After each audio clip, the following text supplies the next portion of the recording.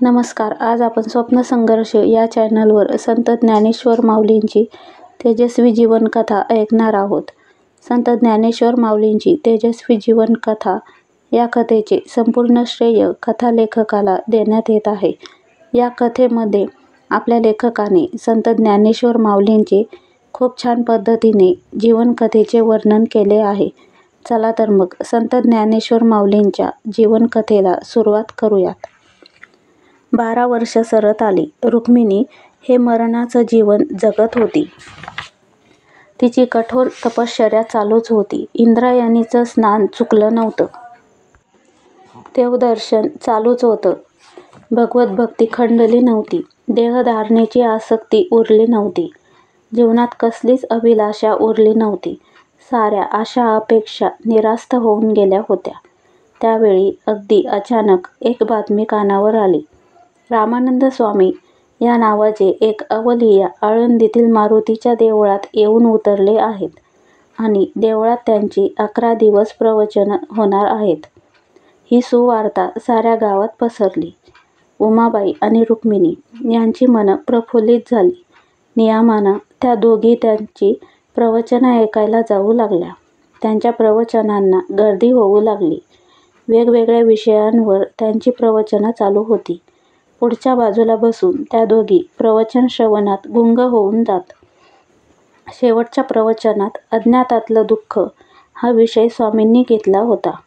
त्या विषयासंबंधीची पुढील कथा त्यांनी सांगितली.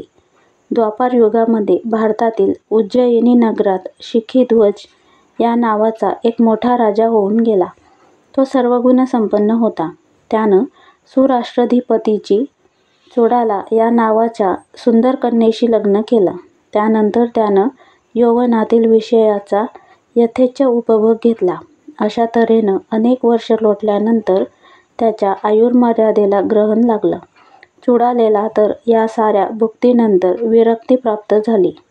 तिला आत्मतत्त्वाची ओळख झाल्यामुळे तिचं सौंदर्य वाढलं. राजाही राज्यत्याग करून अरण्यात गेला. एका तपानंतर राजा जरा जर्जर झाला. त्या कालावधीत ज्ञान हेच परश्रेय आहे ही गोष्ट चुडाला हिला पटली होती. चुडाला अरण्यात गेली आणि तिनं ब्रह्मकुमाराचं रूप धारण करून राजाला एका हत्तीची गोष्ट सांगितली. विंध्य पर्वताच्या वनात एक मोठा हत्ती होता. त्याला एका माणसानं लोखंडी जाळ्यात पकडलं, परंतु त्या मत्त हत्तीनं आपल्या दातांनी ते जाळं तोडून टाकलं. ते पाहून त्या हत्तीला पकडणारा तो माणूस झाडावर चढला.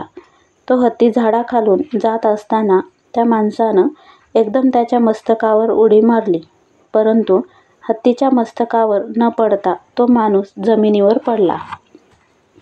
त्याला पाहताच हत्तीला त्याची दया आली आणि त्या माणसाला काही न करता हत्ती अरण्यात निघून गेला. परंतु हत्तीला पकडण्यासाठी त्यानं एक मोठा खड्डा खणला. तो खड्डा त्यानं गवतानं झाकून टाकला. काही दिवसांनी तो हत्ती वनात संचार करताना फसून त्या खड्ड्यात पडला आणि भयंकर दुःख भोगू लागला. ब्राह्मण कुमाराच्या रूपाने चुडालेनं या गोष्टीचं तात्पर्य राजाला सांगितलं. राजा, या गोष्टीतील हत्ती म्हणजेच तू आहेस. हत्तीला पकडणारा माणूस म्हणजे तुझ्या ठिकाणी असणारं अज्ञान होय. या अज्ञानानंच तुला आशापाशाच्या जाळ्यात पकडलं.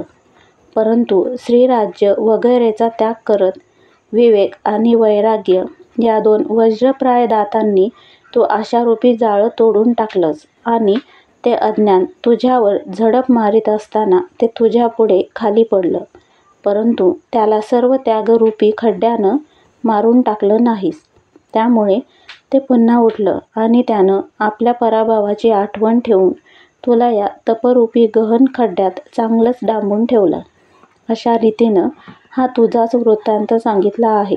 तरी या तपोरूप खड्ड्यातून वर निघ आणि या अज्ञानरूपी शत्रूच्या नाशासाठी मोठ्या चिकाटीनं प्रयत्न कर. दुःख हे अज्ञानात असतं आणि सुख हे ज्ञानात असतं, हे माणसानं नेहमी लक्षात ठेवलं पाहिजे. संत ज्ञानेश्वर माऊलींची तेजस्वी जीवनकथा या कथेचा उर्वरित भाग आपण पुढील कथेत बघूयात.